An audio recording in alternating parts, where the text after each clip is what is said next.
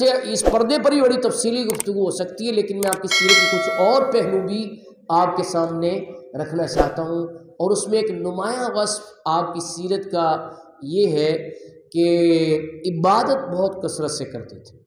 آپ کے بیٹے حضرت امام حسن رضی اللہ تعالیٰ روایت کرتے ہیں کہ ہم نے دیکھا کہ کئی مرتبہ رات سے عبادت شروع کرتی اور صبح ہو جاتی، اور جب دعا کے لیے ہاتھ اٹھاتی تو اس میں امت مصطفیٰ کے لیے دعائیں کرتی۔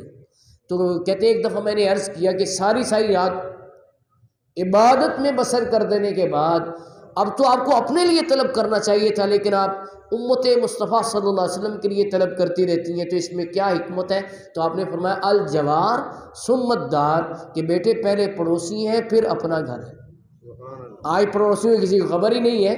جو جدید تہذیب اور نیو کلچر ہے اس میں تو لوگ اپنے آپ میں حال مست رہتے ہیں، ساتھ والے کا بھوکا ہے یا کھانا کھایا ہوا ہے اس کی خبر ہی نہیں ہے۔ اور حدیث پاک میں ہے کہ وہ بندہ جو ہے کامل مومن نہیں ہے کہ جو خود تو پیٹ بھر کے کھا لے اور اس کا پڑوسی بھوکا ہو۔ اس میں ہماری بہت سی جو پرابلمز ہیں اس وقت سوسائٹی میں غربت کے حوالے سے، اس کا بہت بڑا حل موجود ہے کہ لوگ تو اربوں روپیہ جو ہے اپنے فنکشنز پہ لگا رہے ہیں، اور پہلو میں بندہ جو ہے اس نے روٹی بھی کھائی ہے کہ نہیں کھائی اس کی کوئی پرواہ کوئی نہیں ہے۔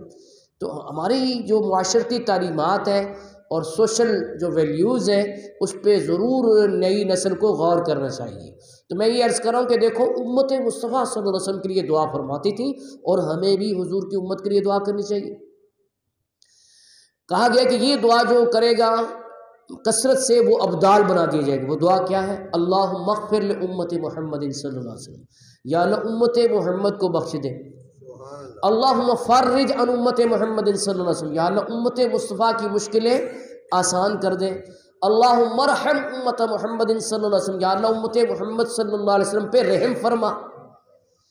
تو یہ دعا جو کرتا رہے گا وہ ابدال بن جائے گا۔ یہ ولیوں میں ایک رتبہ ہے، اور حضرت محدث اعظم پاکستان مولانا محمد سردار احمد رحمۃ اللہ علیہ جب بھی دعا فرماتے تو آپ کی بہت ساری دعاؤں میں یہ دعا ضرور شامل ہوتی تھی امت مصطفیٰ صلی اللہ علیہ وسلم کے لیے۔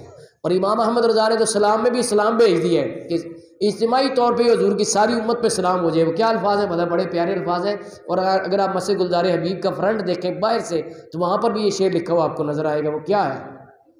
ایک میرا ہی رحمت پہ دعویٰ نہیں، یا رسول اللہ میں ہی صرف رحمت کا طلبگار نہیں ہوں، میں اپنے لیے صرف نہیں مانگ رہا بلکہ میں کیا کہتا ہوں؟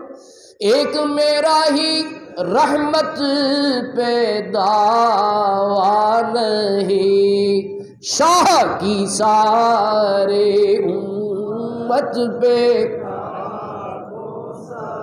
شاہ کی ساری امت پہ لاکھوں سلام، مصطفیٰ جانے رحمت پہ لاکھوں سلام، شمع بز میں ہدایت پہ۔ تو یہ ہے عبادت میں راتوں کو بسر کرنا۔ اللہ کرے ہمیں ذوق نصیب ہو جائے۔ ہمارے ہاں کیا لوگ کرتے ہیں کہ تراویح 20 رکعت سنتیں، اس میں بھی کوئی پچر لگانے کی کوشش کرتے ہیں کہ نہیں اس سے کم میں چھٹی ہو جائے، حالانکہ حدیث پاک ہے۔ کیا ہے؟ نہیں آپ سب بولیں گے تو میں آگے چلوں گا۔ کیا ہے؟ حدیث پاک ہے، اور میں اسے بیان کرتے بجا طور پہ فخر سے یہ کہہ سکتا ہوں کہ گلشن قدس کی بہاروں سے باغ جنت کے پھول لایا ہوں، عاشقوں بھر لو اپنے دامن کو، میں حدیث رسول لایا ہوں۔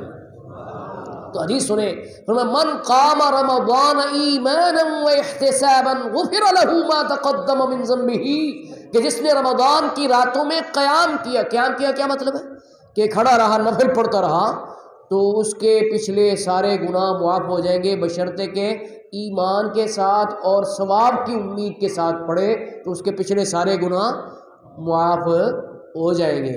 تو اس لیے رمضان کی راتوں میں قیام کرنا چاہیے، اور یہ دیکھنا چاہیے کہ حضرت سیدہ کائنات رضی اللہ تعالیٰ عنہا وہ تو دیگر راتوں میں بھی، سال کی بقیہ راتوں میں بھی ساری رات عبادت میں بسر کر دیتی تھیں، جس میں ہمارے لیے سبق موجود ہے۔